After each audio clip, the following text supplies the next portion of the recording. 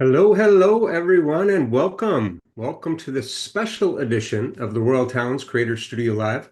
My name is Jeff Olson. I'm going to be your host. I am the Art Education Director for Royal Talens North America, and it's a pleasure to be here with you all.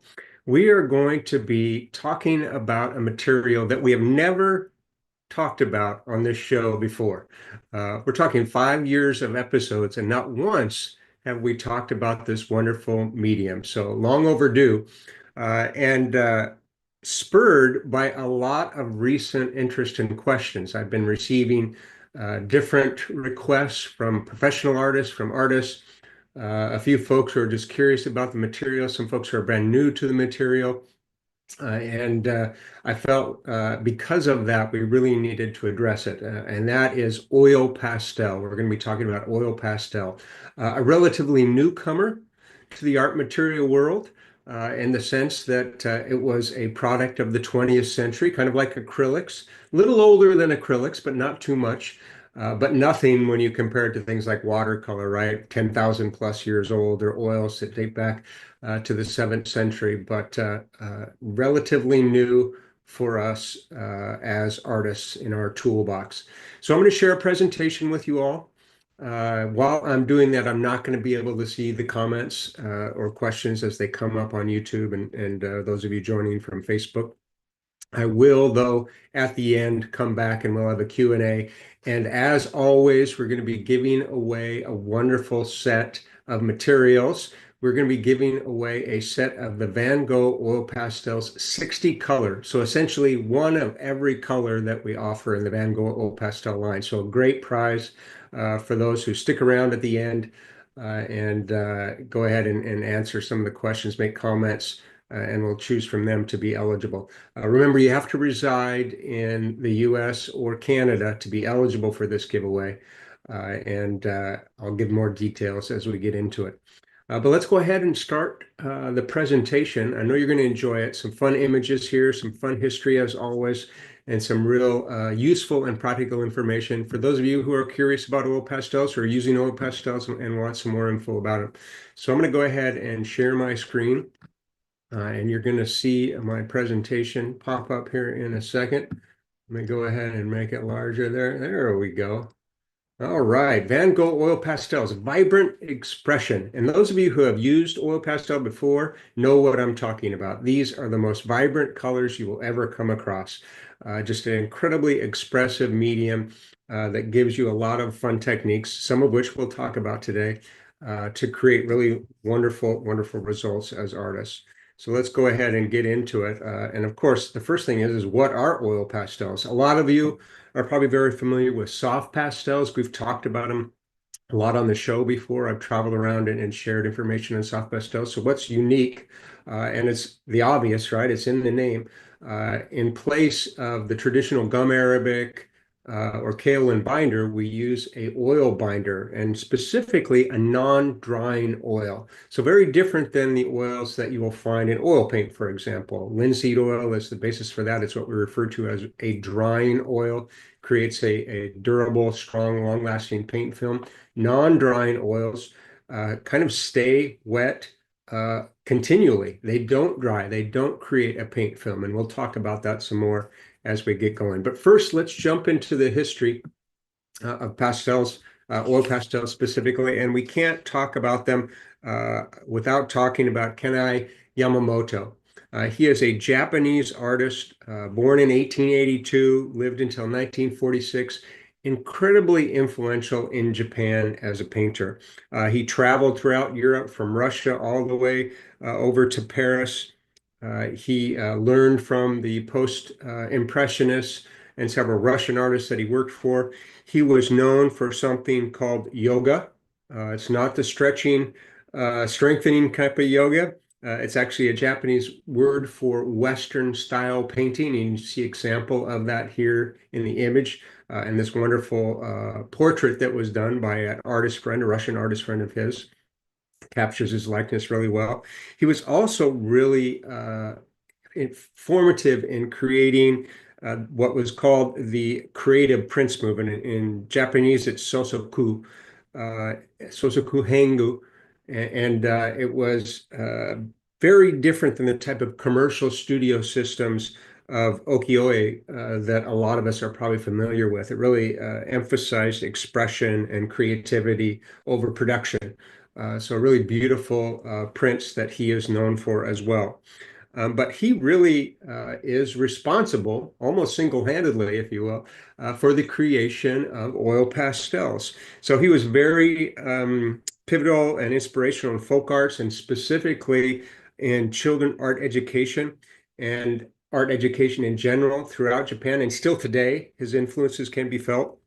So a few years after World War I, specifically around 1920, he invented a colored stick that his young students would craft themselves so they would have the creative freedom to develop a less restrictive and more passive vision than what was traditional in Japanese art at that time. So he literally invented this material to use with his students.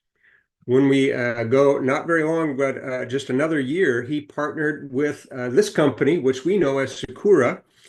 We have Rinzo Sataki and Shoko Sasaki, who were two of the founders of Sakura. And with advice from Yamamoto, they developed a crayon that would become the starting point. And by 1924, all oil pastels were born.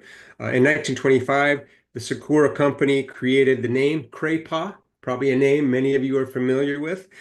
Cray is for crayon, it's the French for crayon, and pa, also French for the bright colors of pastels. So the name refers to the material itself, Craypa. And Sakura is still one of the most influential artist manufacturers in the world today. One of the parent company of Royal Talens. A lot of folks don't know that.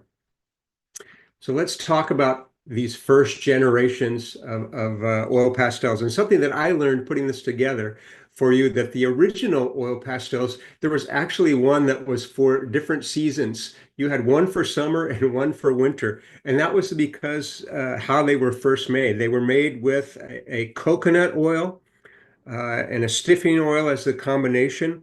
The ingredients were really sensitive to temperature. Oil pastels still are very sensitive to temperature, but these ones very much in particular.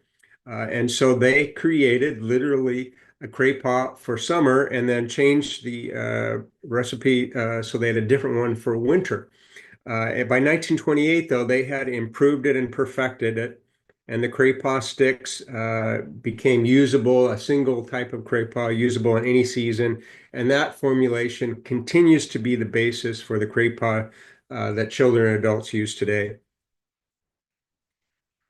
All right, in the West. So when Western artists got their hands on some of these Japanese crayons, they were an immediate commercial and creative success. Made such a splash on their arrival that it even reached the ears and hands of many artists, including Pablo Picasso, with an oil pastel pictured here. In 1947, an artist named Henri Getz worked with Henri Sennelier, a name you're probably familiar with. He specialized, of course, in high quality art products. Sennelier oils, many of you, I'm sure, are familiar with, and Sennelier soft pastels. And they developed what could be called a more sophisticated version of the oil pastel at that time. These pastels were made from wax, from inert oils, acquired a high quality characteristics in terms of their viscosity, their texture, and the pigment quality at that time. So in the West and Europe, we have the beginning in the late 40s and definitely in the early 50s with pastels, oil pastels, including Sennelier. So how are they made? It's actually a very straightforward process. They're made by first mixing a binder, which is a combination of a non-drying oil, and we'll talk about that a little bit more here in a minute, and a wax, and those two are combined first until you get the right balance of the two. And then the mixing and heating is part of it. So they don't just mix these ingredients, they heat it to create more fluidity, get a better mixture and bond between the two ingredients. And then that's where they add the pigment as well. And then here you can see an original image from the craypaw manufacturing by Sakura in Japan in its early days. The combination of the pigment, the wax, and the oil were poured into molds, and you can see the molds in the background here and allowed to cool and solidify, and then they were wrapped. So a real direct, simple process. Very similar, at least in the simplicity of how soft pastels are made. So what goes into the making of oil pastels? So I mentioned already the binder and the pigments. So the pigments are artist grade pigments. You get the same quality here that you would with any type of oil paint or acrylic paint or soft pastel.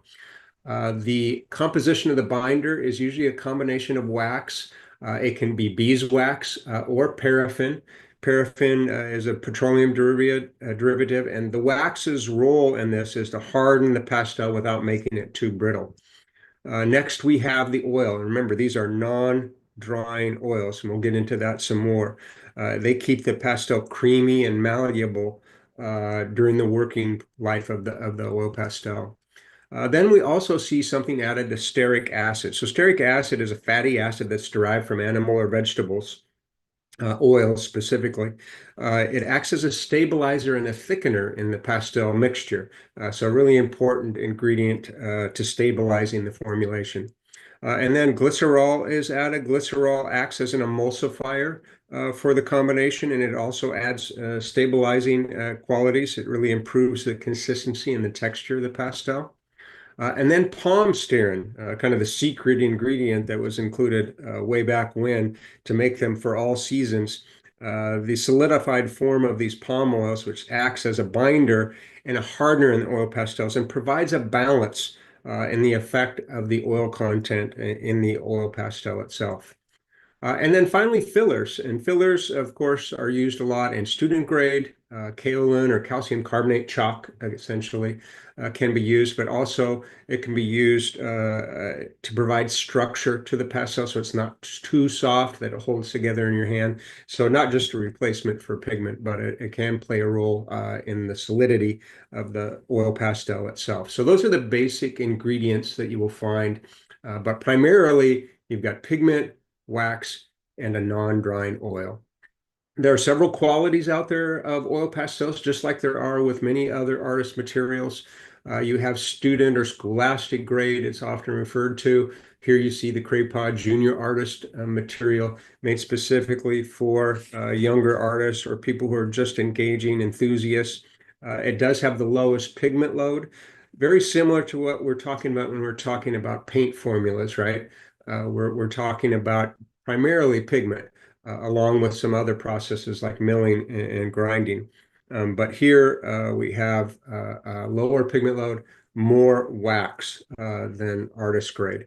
Artist grade, we have that higher pigment rate, plus we have more light fast colors, so good to excellent light fastness in artist grades for pigments and colors. They're going to stand the test of time. A little softer, more of a balance between the oil and the wax. And then finally, professional grades, which include, like Sinalia we talked about, they have the highest quality materials, the highest pigment loads. They're a little softer still than the others. Anybody who's ever used these before know that they're like working with butter, but lots of wonderful, brilliant color as a result.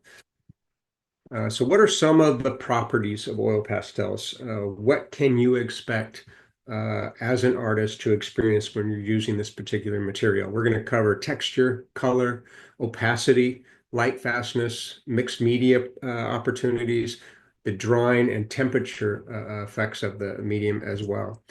So first is texture. Oil pastels have a very unique and wonderful texture, very different than soft pastels. Soft pastels have a great texture, but it's really reliant on the surface, right? Oil pastels have their own texture, regardless of what you're working on. It can only be accentuated by the surface. But here's an example. You almost look like we're looking at brush strokes, right, of the pastel, the way that it's pushed into the surface of the paper. So oil pastels have soft and smooth consistency. If you've used them, you know what I'm talking about. If you've never used them, think of a children's crayon, but much softer and much easier color release. They are thicker and denser than traditional soft pastels. They have a much more weight to them. They can be applied in really thick layers, and that's one of the things I've really enjoyed experimenting with them and working with them is you can really layer these together and get very similar effects that you do with paint. By varying the pressure from light to heavy, you can create a variety of textures. So you can create really subtle marks, especially when you're getting to the end of a composition. A lot of pressure, like you see in this example in the background here, you can really dig into it and get some wonderful kind of impasto techniques. The color with oil pastels is really, really incredible. They have this true vibrancy of color that they are known for and really stands alone in a lot of ways for this type of material. The wax oil binder makes for easy color release. You do not have to fight, especially in artist or professional grade, you do not have to fight the material to get that color down on the surface. It really applies easily and wonderfully for you as an artist. They contain a high concentration of pigment. Now, soft pastels have a higher concentration of pigment, the highest actually, but these are really close. There is a lot of color, especially in artist and professional grade oil pastels to work with here. You really can enjoy color using this material. And they're really ideal for creating strong color contrast. As you see in the example in the background, we go from light to dark, side by side, you get some real punch with this particular material. Wonderful opacity with oil pastels. The majority of oil pastels are designed to be opaque. Now, some manufacturers have a range of some semi-opaque, some semi-transparent, but the overwhelming majority of oil pastels are developed to be opaque. The binder in oil pastels enhances the intensity of the pigments, one of the reasons they have so much color, but it also makes them appear more opaque as well as vibrant on the surface. The opacity allows for a lot of that wonderful layering and blending. You can get that wonderful broken color as a result. Great opacity with these. You can't really do glazing techniques unless you add a solvent. Oil pastels are really good for coverage. You can cover a large surface pretty quickly and then go back over it and over it and over it again and really good opaque layers of color. They are light fast. So you see the little 3+ signs, excellent light fast rating, 100+ years. So the artist grade and the professional grade are always going to be in that category, excellent or good. The student grade or academic grades will have good, some fair pigments. Sometimes they have excellent pigments too. It really depends on the cost and the source of the pigment. But you will see less excellent pigments quality in terms of light fastness in scholastic grades. And then some children's versions of oil pastels can even include dye-based colors, which are, of course, fugitive. That's a poor rating, less than 10 years. But with the artist grade, with the professional, you can always rely on the fact that you're using good light fast colors. These are excellent for mixed media. This is an example of oil pastel over acrylic. You heard me right, over acrylic. They're really compatible with any dry media. So you can use them with charcoal. You could use them with soft pastel. No risks there. You can also use them with oil media. You could interchange, work these into oil paint. Just keep in mind that oil paint has a drying oil, so it's going to create a paint film, but wherever you put the oil, pastel, that's going to remain fragile over time. And then in terms of water media, including acrylic, watercolor, and gouache, these are wonderful over the top of those. And make sure that all of the water has evaporated first. So if you're working in acrylics, a thin layer of acrylic, let it dry completely, and then you can work over it easily. Same with watercolor and gouache using the oil pastel. Some wonderful examples out there, and this is one of them in the background. Do oil pastels dry? So you kind of tip my hat here, right? I talked about this already. And the answer to that is no. Oil pastels don't dry. So unlike oil paints with a drying oil, they have a non-drying oil and they never dry. They have that same fragility, if you will, that soft pastels have. Even though the color is permanent and lasts for decades and decades, centuries even, for some colors, they're made with a non-drying oil and a wax binder, so they remain workable over time and can be manipulated even after years. Because of that, you need to protect your finished artwork. So there are fixatives made specifically for oil pastels out there. Several are available. We have one under the Talens brand. Sennelier makes an excellent one. And these can be sprayed over the top of the oil pastel to protect it when it's completed. Also, if you're doing heavy applications of the oil pastel, lots of impasto techniques, customized framing is really the way to go. Very similar to what artists do with soft pastel, right? You can put a fixative on soft pastel, but a lot of folks prefer that you see the surface as is, and so framers, a good framer will know how to handle that. And then, of course, storing these is really important because they are affected by temperature. So a good storage solution is important. The type of fixatives that are out there typically are clear and glossy. It kind of emulates the glossy surface you have with oil pastel itself, and it will protect the pastel against dust and smearing over time. All right, can oil pastels melt? Another question that comes up a lot, and the answer is yes, they do melt. They are fragile or vulnerable to temperature. Being made with wax, for one, and a non-drying oil, they are susceptible to heat and cold, for that matter. They can be easier to work with if you're in a warm climate. In high temperatures, the pastels will soften and literally begin to melt. Super important to keep that in mind.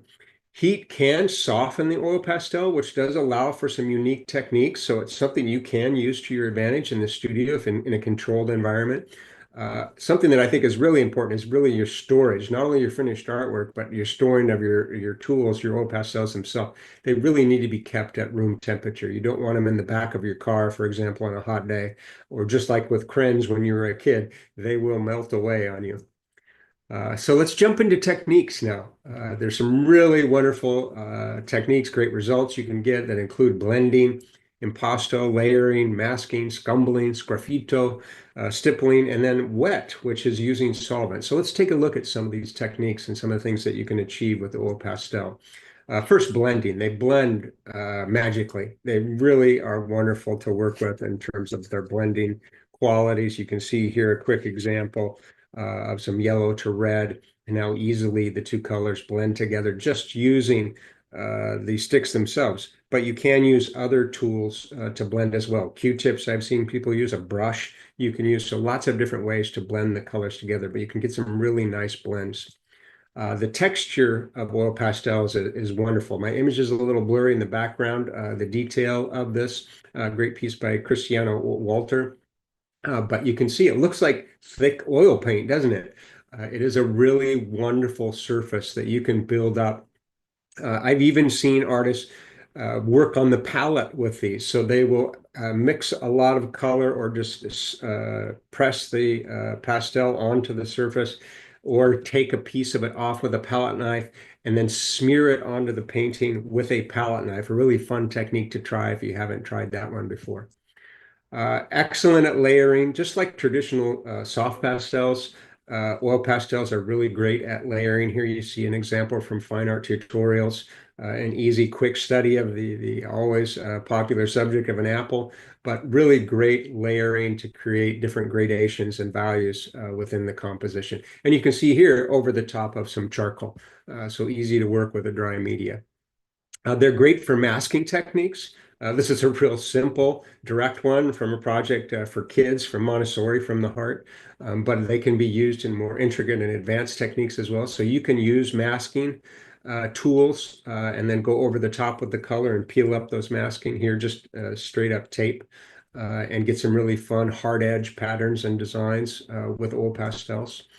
Scumbling is just super easy and fun to explore. Scumbling is a painting technique where you're kind of moving the brush in different directions, layering, creating broken color. If you're working wet into wet, which you're always working with oil pastels, you get some nice wet into wet mixtures. And here's a nice detail of someone scumbling over one layer of oil pastel with another. And great results. And again, changing the pressure gives you different degrees of how those colors will mix with each other on the surface. Sgraffito, of course, scratching into the surface. Here's a real direct example. These are really great for this technique. Oil pastel are like made for sgraffito. They scratch up really easily. You have lots of time to do it. You don't have a short window, for example, like you do with acrylics. You can go back into this over time. You can layer colors and reveal those colors with your sgraffito technique, but a really fun thing, not only for professional artists, but for enthusiasts or kids too, using oil pastels in this way. Stippling, of course, dot dot Seurat, putting little dots of color side by side for optical color mixtures. Really fun way to work with oil pastels. They smudge and make wonderful little dot colors that are really vibrant. And you see some examples here in a simple sphere, in the background, a more complex mixture. Since they layer so well, you can really get carried away with this technique, but you can really create some fantastic results, very impressionist-like or post-impressionist in the case of Seurat results, but worth trying for sure. Wet into wet. So this is where you can use a solvent. So you can use the same type of solvent you would use with traditional oils. Mineral spirits, Gamsol, for example. You can take a brush, get a little Gamsol on it, and then work it into the surface where you have some oil pastel and literally paint with it. You could also mix some color in a palette, add some solvent, and paint with it just like you would with oil paints. Keep in mind, though, it's still going to have the working property of an oil pastel, meaning that it's not going to create a paint film. The addition of solvents doesn't change that fact. You still have that surface that can be reactivated over time or smudged over time. But really fun to get some wonderful blends, gradations, fun techniques that literally look like an oil painting. A couple tips working with the oil pastels. Choosing the right surface, super important. You want something that's going to allow you to really dig in and layer and create all those wonderful textures. So the paper needs to be one that's a little heavier, having some good tooth. So I would not work on anything less than a 140 pound or a 300 GSM. You could work on a 90 pound, but you really want something you can build layers upon and something that's going to hold its form, great surface. Cold press paper would be excellent for this.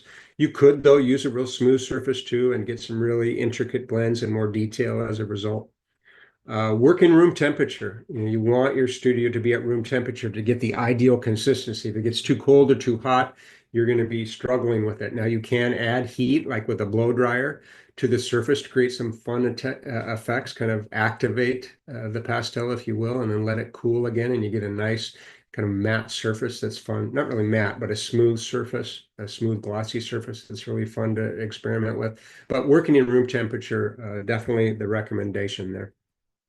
Have a dry cloth nearby. And what this is for is to keep your color clean. And I'm going to talk about some tips on keeping your color clean here in a minute beyond that. But you just kind of wipe off the pastel as you're going. And that helps you to avoid muddy colors as you're building up the layers of your composition. Don't overwork. Of course, everybody does this, myself included. But it's hard to resist these layers so well.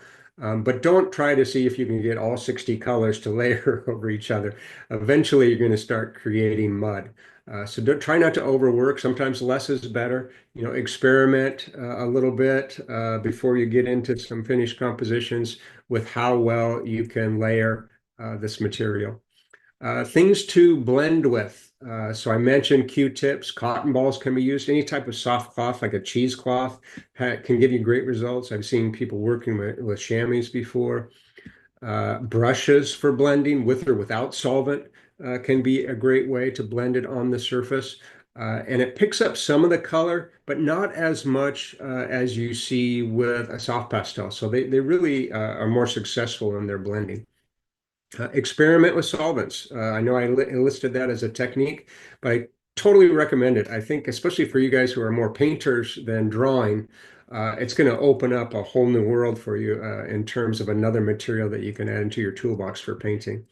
And then combining techniques. I split them out and kind of showed you them individually. Most artists don't work that way, right? They're combining these different techniques, and I would definitely encourage, and hopefully that'll be a catalyst for you to discover some new things on your own. And then protect your work. These are vulnerable, just like with a soft pastel. So you want to make sure when you have that finished artwork that you're either putting some type of fixative on it or varnish, and then getting a good framer to go to work and give you something that's going to make that work last, stand the test of time. So I mentioned cleaning your oil pastels. Here's some examples of a variety of pastels that are very, very dirty. So how do you avoid this? What can you do to keep your oil pastel clean, to keep your color clean? Uh, in your storage, store the pastels by color family, right? Simple solution there. You want to have something with different areas where the different colors can be separated, and then you're not going to have them marking each other up in the box. Keep the original wrapping on the pastels as long as possible. Now, this is very different than the way that soft pastel artists work, right? They immediately tear that paper off and break these sticks. But oil pastels, you want to try to keep that paper on longer. You can then preserve the color a little better and keep them from contaminating each other. Dipping a paper towel in some oil, just some mineral oil that you can get at the drugstore, rubbing it on the pastel, you can kind of wipe away the other color, a real easy way to clean it off. Drag the size of the pastel against a rough paper. Don't use sandpaper. You're going to take off too much color. But just on a piece of scrap paper on the side, you can kind of rub it across and pull off some of that other color that's polluted it. Scraping with a little painting knife or an X-Acto blade. You don't want to dig into the pastel. That's why I think painting knife is a little better here, but you can use an X-Acto. Just lightly scraping the surface and pulling some of that other color off of it to clean your pastel with. And then for cleaning a whole bunch of them at once, you can put the pastels in a bag of dry rice or cornmeal and kind of shake it around, a little Ziploc bag, and it'll take off a lot of that surface grit and grime from other colors as well after you're done. So just a few tips on keeping your oil pastel clean. A few things about Van Gogh oil pastels in particular. So the Van Gogh line was introduced by Royal Talens in 1963. There are 60 colors in the Van Gogh set, or in Van Gogh line. There are 4 sets. There are 2 12-piece sets. One of them is a National Gallery specialty set, so they have a different color assortment. And then there's a 24 oil pastel set, and then of course the granddaddy is 60 oil pastel set, one of every color, which we're going to be giving away to one lucky winner. The individual pastels are round, and most oil pastels are round. You'll find if you're shopping around out there. They will have a paper sleeve. The Van Gogh measure 2 3/4 inches in their length, and they're 7/16 inches in diameter. So a little thinner than like a Rembrandt soft pastel, approximately the same length. They are made with pure artist quality pigments. Many of these are the same pigments that you would find in some of our other professional brands like Rembrandt, and a lot of them at a more economical price than you would in an oil paint, for example.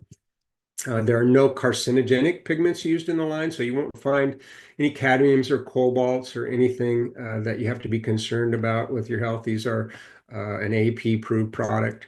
The binder is a combination of mineral oil and waxes. So we use mineral oil specifically in this formula. Super intense color you get with the Van Gogh oil pastels. This is really that crossroad level. Great for professionals, but at a price point that really makes it wonderful for enthusiasts or students alike. Really exceptional color release. You will find how easy it is to lay down lots of color and layer with these. Super fun to work with. You're not fighting the material here at all. You really get to enjoy the qualities of the oil pastel. Excellent light fast rating. Matter of fact, all but 4 of the colors in the 60-line ring have an excellent light fast rating. You see the 3+ signs on the green one down below. The other ones in the line are good light fast, so nothing below a good, but the majority have excellent light fast quality. And these are really, like I said before, perfect for artists, students, and enthusiasts alike. They really are a brand of oil pastel that's made for every level of practice. All right, so Q&A and giveaway. So let me go ahead. There's a shot of that 60 oil pastel set, one lucky winner. I'm going to go ahead and stop my sharing here so you can see me again. And I'm going to look and see if I can get a peek at all of the comments here. Oh, Thank you, everybody. It's great to see everybody there. What a great turnout. We got Cindy. Hi, Cindy from Houston. Nancy, Myrta, Kay. Good to see you, Kay. Oh, man, all the good friends. Great crowd here. Great questions. Oh, man, let's see. Okay, I'm going to go through here. I'm going to go all the way to the bottom here. Rich. Hey, Rich. There you go. Something new. Absolutely. It's always good to challenge yourself with something new. I agree, 100%. Can you roll them over a microfiber cloth to clean? Yes, you can. Any clean cloth will take off some of that debris, Nancy. And adding a little bit of oil to it just makes it that easier so you don't lose too much of the color. It does look like scratchboard. Okay, great comment. And you can create kind of your own scratchboard using these. They are really a fun way to work with oil pastels, layering some color, putting a layer of black over the top of that, and then scratching in just like you would with a scratchboard. Super fun. Yes, okay, this is, as I said at the beginning, first time we're talking about oil pastels. Long overdue, and glad that we could get into it. These are available almost everywhere where you find Royal Talens products that are really popular oil pastel. They really fit, like I said, a unique niche in the category, available online as well. But talk to your local retailers. They all have these out there. A new hat. You haven't seen this one in a while. I know it, huh? It's from my jazz hat, my summer jazz hat. Getting jazzy here.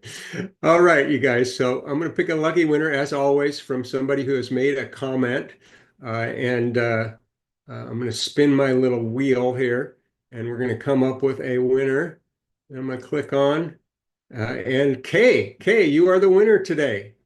Congratulations, you're the winner of 60 Van Gogh oil pastel set. We're going to get that sent out to you as soon as possible. Reach out to me on our Facebook Messenger. DM me with your information, and I'll reach out to you and get you set up with that set. So good, everybody, to see you here. And thank you so much for joining me today. And thank you for all the familiar faces. Don't forget that you can rewatch this at your leisure anytime. So if you miss part of it, definitely go to YouTube, the YouTube channel for Royal Talents, and you can see it there under our live Creative Studio Live library list. And I will also be sharing the link on our Facebook page and other social media as well. So if you lose the link, you can always go back there and get it as well. Thank you so much, everybody, for joining me. This has been really fun talking about oil pastel, the Van Gogh specifically. Always like to share little bits and pieces with everybody. And if you haven't tried them, I hope you get out there and give it a go. I appreciate it. Thank you again, everyone. And Kay, I'll hear from you and get you set up with that set. Take care, everyone. And we'll see you next time on the Creator Studio Live. See you, everybody.